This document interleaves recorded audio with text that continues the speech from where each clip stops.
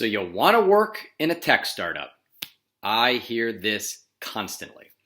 So here's one of the things that I always ask people about when I say, hey, well, you said you want to work in a startup, or I want to work in an established company, or I don't want to work in a startup, or whatever the case might be. I always ask them to define what they mean by startup, because people seem to have a different meaning for startup than everybody else. Case in point, if you just got $50 million in funding, you're not a startup. If you're doing $50 million in revenue, you're not a startup. The age of the company has absolutely nothing to do with whether you're a startup or not. A company life cycle is very different. So let's go through what a real company life cycle is. So real company life cycle looks like this, okay? It's 3 to 5 million in revenue. That's a startup. If you've got less than 3 to 5 million in revenue, you could conceivably be called a startup. What you're looking for is product market fit. You're looking, especially early stage, right? Early stage startups, sub 1 million. You're talking there, all right, I need to make sure I have product market fit. Is my product being accepted by the marketplace? It's very experimental, usually not enough people, too many things to do, jack of all trades type fit there. Swiss Army knife individuals. You can't have enough Swiss Army knife people in a startup, or especially early stage. So that's what a startup is. They're a baby. You go over here a little bit, and now it's like, okay, well, what after that startup is a speed up. So for example, people say, oh, Zenefits is a hot startup. Zenefits isn't a hot startup. Zenefits is a speed up. Zenefits has what their product offering is. They know exactly how they're taking it to market. They've got success. They've got clients, and they are trying to go as fast as they can. It is a land grab. That's a speed up.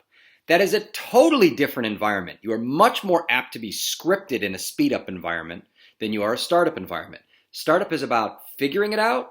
Speed up is about grabbing land. We got it figured out. I don't need anybody's opinion. Go, go, go, go, go, go, go, go, go. That's the difference. Huge difference there.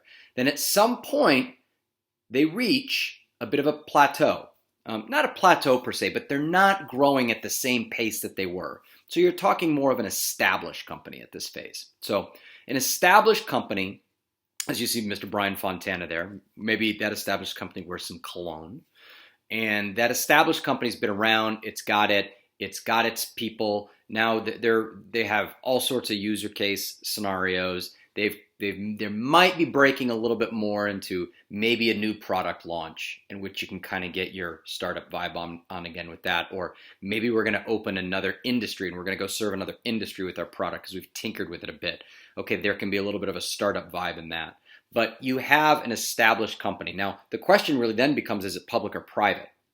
And if you're in the public-facing company, you can bet there's going to be tons of rules and procedures and policies and 3 logins to take a day off to go to the dentist and that kind of stuff.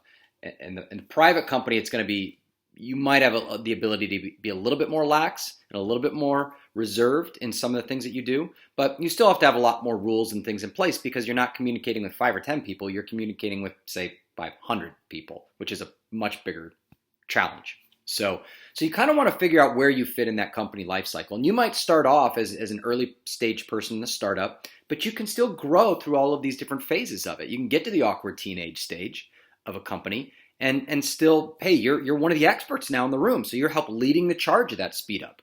Or that speed up gets bought or kind of levels out a little bit because it's not in hyper growth. You can go lead new things within that company, new channels to open up or new products to release. And you can maybe move from a salesperson to a product development person or a sales engineer or a leader within the organization. There's all sorts of things you can do in the different company life cycles. But one of the things you have to realize is you have to understand where companies are at. There's startup, there's speed up, there's established. Within that, there's public and private. And just kind of consider what you really want to do. Startups got more risk, but it can be a long, fun run, and it's really fun. Or the established has less risk, but there's certainly more, hey, this needs to be hit. Here's the goals. We got to do it. If not, I'm going to go find somebody else type of thing. So, and there's always this constant balance you got to figure out. But keep in mind, this is just part of the equation of what the perfect gig is for you. A company's life cycle is just part of the equation. So we'll do more stuff on other pieces of the equation as well. But it's always something to consider. with where you're at and how your company is growing, or any job that you're looking at potentially taking. Thanks for the time. Take care.